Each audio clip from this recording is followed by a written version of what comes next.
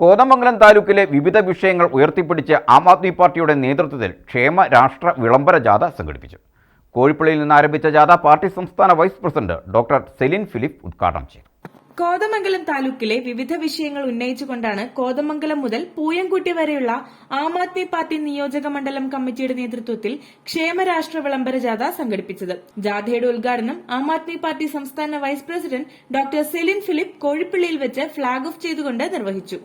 കോതമംഗലം മണ്ഡലക്കാര് പഞ്ചായത്ത് തലം എല്ലാം ചുറ്റിക്കറങ്ങിക്കൊണ്ട് ഈ വിളംബര ജാഥ നടത്തുന്നതിനെ ഏറ്റവും സ്നേഹത്തോടെ സന്തോഷത്തോടെ ഞങ്ങൾ അഭിവാദ്യം ചെയ്യുന്നു.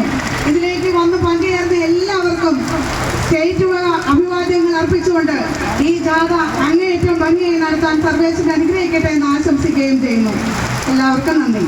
കോതമംഗലം മണ്ഡലം പ്രസിഡന്റ് ജിജോ പൌലോസ് പരിപാടിയിൽ അധ്യക്ഷനായി. കുട്ടമ്പുഴ പഞ്ചായത്തിലെ 5 വാർഡുകളെ ബന്ധിപ്പിക്കുന്ന വടാട്ടുപാറ നിവാസികൾക്ക് പഞ്ചായത്തിലും മറ്റും വേഗത്തിൽ എത്തിച്ചേരുവാനുള്ള ബംഗ്ലാക്കടവ് പാലം അടിയന്തരമായി നിർമ്മിക്കുക, താലൂക്കിലെ മുഴുവൻ കൈവശഭൂമിയുള്ള കർഷകർക്കും പട്ടയം നൽകുക, കുട്ടമ്പുഴ കേന്ദ്രീകരിച്ച് ആർട്സ് കോളേജ് തുടങ്ങുക തുടങ്ങി നിരവധി വിഷയങ്ങൾ ഉന്നയിച്ചുകൊണ്ടാണ് ക്ഷേമരാഷ്ട്ര വിളംബര ജാഥ നടത്തിയത്. കോതമംഗലം നിയോജക മണ്ഡലം സെക്രട്ടറി വിജയ് പുളിക്കലായിരുന്നു ജാഥ ക്യാപ്റ്റൻ. ജിജോ പൌലോസ്, മുഹമ്മദ് നൌഷാദ് കോണിക്കൽ എന്നിവർ വൈസ് ക്യാപ്റ്റന്മാരായി. കോതമംഗലം മുനിസിപ്പാലിറ്റി, വാരപ്പെട്ടി, നെല്ലിക്കുഴി, പിണ്ടിമന, കീരമ്പാറ, കുട്ടമ്പുഴ തുടങ്ങി പഞ്ചായത്തുകളിൽ പര്യടനം നടത്തി വൈകിട്ട് 5-ന് കുട്ടമ്പുഴയിൽ പൊതുയോഗത്തോടുകൂടി ജാഥ സമാപിച്ചു.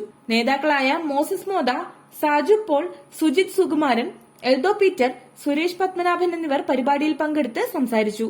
News bureau, Kothamangalam.